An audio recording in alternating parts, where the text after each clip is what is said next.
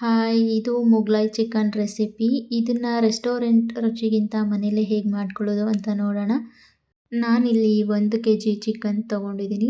ಇದನ್ನು ಅರಿಶಿನ ಹಾಕಿ ನೀಟಾಗಿ ವಾಶ್ ಮಾಡಿಕೊಂಡು ನಂತರ ಇದಕ್ಕೆ ರುಚಿಗೆ ತಕ್ಕಷ್ಟು ಉಪ್ಪು ಹಾಗೆ 1 table spoon Kashmiri chilli powder, 1/4 table spoon ಅರಿಶಿನ ಹಾಗೆ 1 ಟೇಬಲ್ ಸ್ಪೂನ್ ಶುಂಠಿ ಬೆಳ್ಳುಳ್ಳಿ ಪೇಸ್ಟ್ ಹಾಗೆ ಅರ್ಧ ನಿಂಬೆಹಣ್ಣಿನ ರಸನ ಹಿಂಡ್ಕೋತಾ ಇದ್ದೀನಿ.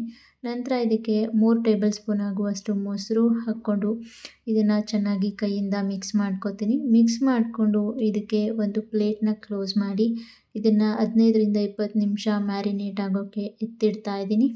ಈಗ ನಾನು ಒಂದು ಬಾಣಲಿಗೆ ಎಣ್ಣೆ ಹಾಕ್ಕೊಂಡು ಇದಕ್ಕೆ ಕಟ್ ಮಾಡಿಟ್ಕೊಂಡಿದ್ದ 4 ಈರುಳ್ಳಿನ ಹಾಕಿ ಚೆನ್ನಾಗಿ ಈ ರೀತಿ ಕಂದು ಬಣ್ಣ ಬರೋ ತನಕ ಫ್ರೈ ಮಾಡ್ಕೋತೀನಿ.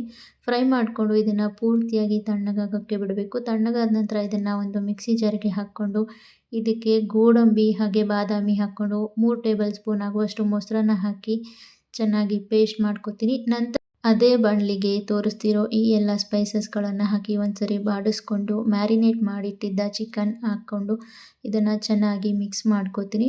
ಚಿಕನ್ನಿಂದ ನೀರು ಪೂರ್ತಿ ಬರಬೇಕು, ಅಲ್ಲಿ ತನಕ ಫ್ರೈ ಮಾಡ್ಕೋಬೇಕು. ನಂತರ ನಾನೀಗ ಮತ್ತೆ ಕಾಶ್ಮೀರಿ ಚಿಲ್ಲಿ ಪೌಡರ್ 1 ಸ್ಪೂನ್ ಹಾಗೆ 1/4 ಟೇಬಲ್ ಸ್ಪೂನ್ ಜೀರಾ ಪೌಡರ್, 1 ಟೇಬಲ್ ಸ್ಪೂನ್ ಗರಂ ಮಸಾಲೆನ ಹಾಕಿ ಚೆನ್ನಾಗಿ ಮಿಕ್ಸ್ ಮಾಡಿಕೊಂಡು ಲೋ ಫ್ಲೇಮಲ್ಲೇ ಫ್ರೈ ಮಾಡ್ಕೋತೀನಿ. ನಂತರ ಇದಕ್ಕೆ ಆಗಲೇ ರುಬ್ಬಿಟ್ಕೊಂಡಿದ್ದ ಮಸಾಲೆ ಹಾಕ್ಕೊಂಡು ಮತ್ತೆ ಒಂದ್ಸರಿ ಚೆನ್ನಾಗಿ ಮಿಕ್ಸ್ ಮಾಡಿಕೊಂಡು ಇದನ್ನ 5 ನಿಮಿಷ ಕುಕ್ ಮಾಡ್ಕೋತೀನಿ.